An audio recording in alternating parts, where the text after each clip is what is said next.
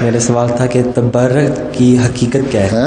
تبرک کی حقیقت کیا ہے؟ تبرک کی حقیقت؟ ہاں جی.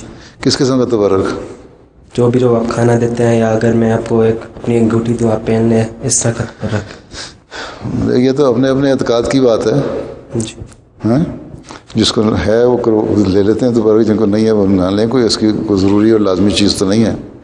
ٹھیک ہے، وہ سمجھتے ہیں کہ یہ ایک تعلق کا اظہار ہے. مجھ سے جو کرتا ہے تو میں تو حضرت مسیح علیہ السلام کی جو انگوٹھی ہے اس سے ساتھ لگا کے کوشش کرتا ہوں کہ کیونکہ حضرت مسیح علیہ السلام کو تو اللہ تعالیٰ نے یہ بھی اعلان کیا ہو کہ بادشاہ تیرے کپڑوں سے برکت ڈھونڈیں گے. تو وہ برکت جو ہے تو انگوٹھی میں بھی ہے، یہ الہام ہے. تو یہ